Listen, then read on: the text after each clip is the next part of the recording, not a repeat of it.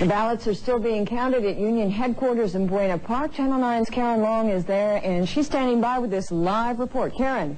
Wendy, we're just outside the Retail Clerks Union Hall in Buena Park, where hundreds of Disneyland employees have gathered tonight to vote on whether or not to accept Disneyland's contract proposal and to authorize possibly a strike authorization. The votes have been counted tonight, and I was just told minutes ago that 97% of the union membership here tonight has rejected the proposal, and I'm told that there is a possibility that a strike could come as early as tomorrow morning.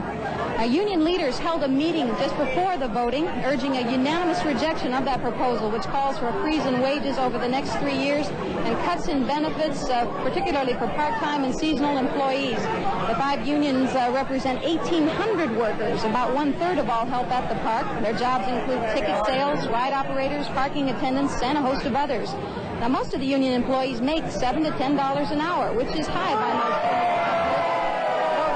Few years, attendance at Disneyland has been dropping from an all-time high in 1980 of 11 million to 9 million last year. Park attendance was especially low this summer because of the Olympics. Yet most employees say they cannot accept a freeze in their wages and, as they indicated tonight, are prepared to strike. There's very negative feelings about what the company has offered us, because we feel like, yes, we are paid more than the other amusement parks, but we're also expected to give a lot more of ourselves. Our appearance, our behavior towards our guest is very explicit, and they are very particular about it, and we give the best we can. I voted no. And why? Well, I've been here 6 years, and they want to take away our seniority, and I don't really think it's fair. I don't want to be considered a casual and have to fight for my rights to work.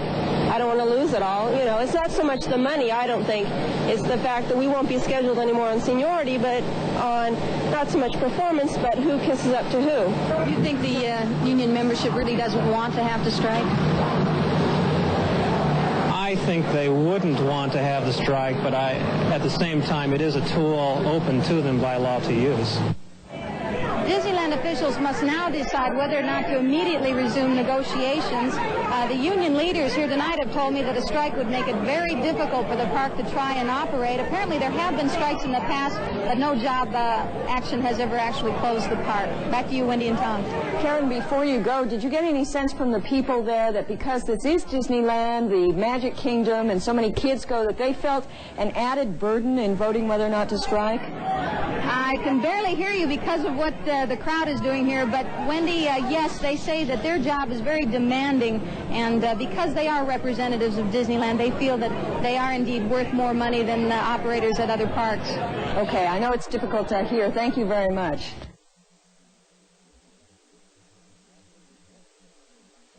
Disneyland workers tonight flatly rejected a company contract they say contains too many takeaways. News 4 LA Orange County reporter Bob Navarro is standing by live with a report on tonight's vote and what it may mean. Rob? Well, Nick, the effect of tonight's vote is to give union leadership the authority to call a strike. There were only 41 yes votes for the company's proposal, 1,388 no votes for a rejection percentage of 97.1, which many people say is a record rejection. And it didn't take much of a genius either to figure out which way it was all going to go. Down! Down! Down! It's going down! No. It's going down! No way. Right! It's going down! Disneyland's last best offer, according to union officials, includes 12 takeaways and only 3 slight improvements.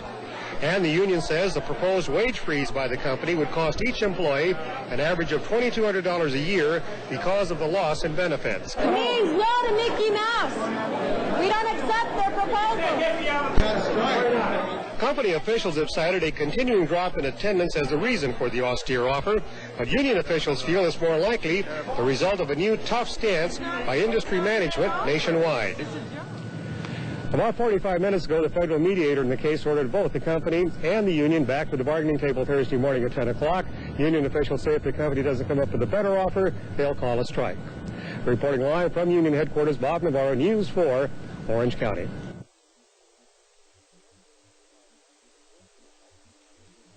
Negotiations are set to resume tomorrow in an effort to head off a threatened strike at Disneyland. Some Disneyland workers now say a walkout could come as early as tomorrow night if the settlement isn't reached quickly. Joe McMahon has more. There's a growing unrest among the nearly 1,900 Disneyland workers who Monday rejected the theme park's latest contract offer. For the most part, they're the ride operators, custodial people, and souvenir vendors. They're being offered a 3-year freeze on wages, which they say turns out to be a cut because of inflation, concessions and job security and health and welfare benefits. Negotiators for Disneyland admit that's all probably true, but they've got to draw the line. According to Disney officials, employees' salaries are way out of line with the rest of the theme park industry. The reason we took the position we did was because our employees are compensated at 62% above the average top rate in this particular industry.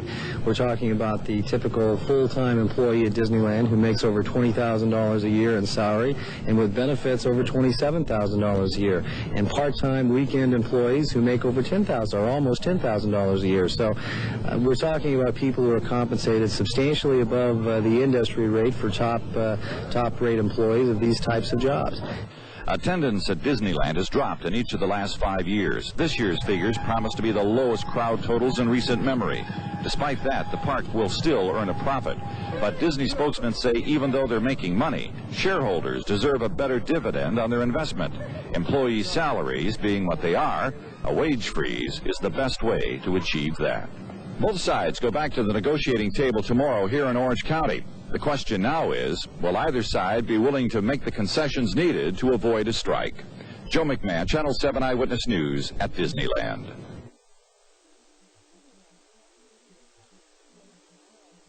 Disneyland may not really be the happiest place in the world as it's sometimes billed, not these days, for half of its unionized workers are still threatening to go out on strike and problems they have there. As Laura Diaz reports, though, both sides still talking, and a federal mediator has now appeared on the scene to try to help them iron things out. Last Monday, unions representing ticket sellers, ride operators, sales clerks, and warehouse workers rejected Disneyland's new 3-year contract offer. The dispute? Disneyland officials have proposed a 3-year wage freeze and a cutback of health care benefits for part-time employees. This morning, in hopes of heading off a strike, park employees filed into the Grand Hotel where they met with a federal mediator. After hours of discussions behind closed doors, there was little to report. I'm sorry, I can't tell at this point how close we are to agreement. We are continuing to explore the issues in depth, and I'm continuing to work with both parties, both separately and jointly, in an effort to reach an agreement. And those talks will continue today. Right now, nearly 1,900 union employees are working without a contract. In the meantime, non-union employees have been trained to run rides should a strike occur. As of this afternoon, both sides are still talking. Disneyland officials say they are willing to discuss certain aspects of the original offer, but they say the dollar amount is set. At Disneyland, Laura Diaz, Channel 7 Eyewitness News.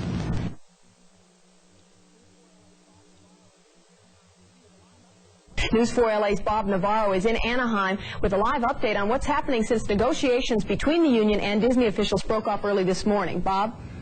3 o'clock this morning, union negotiators told the Disneyland negotiators they felt the two sides had hit the wall. This came after 17 hours of renewed negotiations, during which company officials said they put down a substantially different offer on the table. And the union leaders refused to take that offer back to the membership and instead walked out.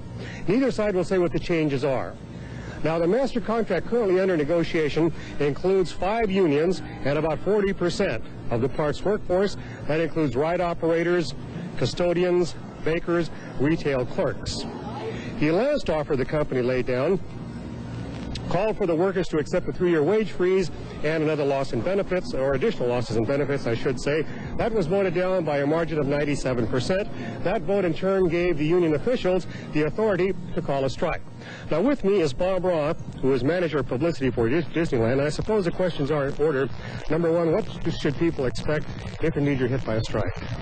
Well, if we're hit by a strike, we'll still be fully operational. We'll maintain our normal operating hours and operate all those attractions that would be operating this time of the year. So we'll operate under any conditions, although, of course, we hope we're always doing it with our regular employees.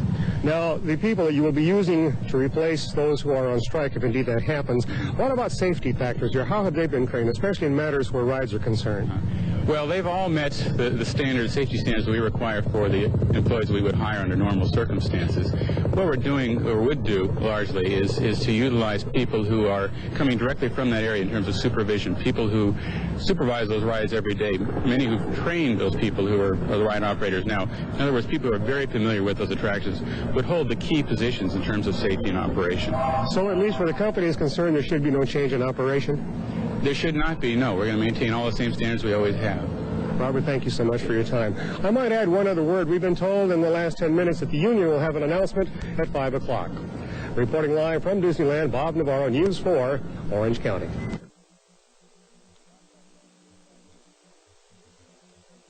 Contract talks broke off early this morning between Disneyland and several unions who have been thinking about a strike. There is now a development in that story, and our Laura Diaz is in Buena Park at union headquarters. Laura. Warren, that's right. We are at union headquarters, and just a few minutes ago, a union spokesman came out to make that announcement. As you said earlier, the negotiations broke off at 3:30 this morning. We're going to update you now on what has just happened. Joining us live right now is Bob Bleiweiss. Bob, can you tell us briefly what is going to happen? Yes, union officials and the rank and file committee have been meeting most of the afternoon, and we have decided to bring Disneyland's latest proposal to our members for a vote on Monday morning at 8:30 and then again at 7:30 in the evening. We hope to have the results of that vote by 8:30 or 9 o'clock Monday evening. Until then, the contract has been extended. Now, if the union rejects that proposal by 66 2/3 vote, does that mean you're going on strike? No, that means that there is an authorization for a strike. What is the likelihood a strike would occur? Well, it's not unlikely. What are you projecting at this time? Are you telling the unions that they should probably accept this proposal? That's still being evaluated by the negotiating team. They're still meeting. We have no recommendation one way or the other to make at this time. Thank you very much, Mr. Bleiweiss.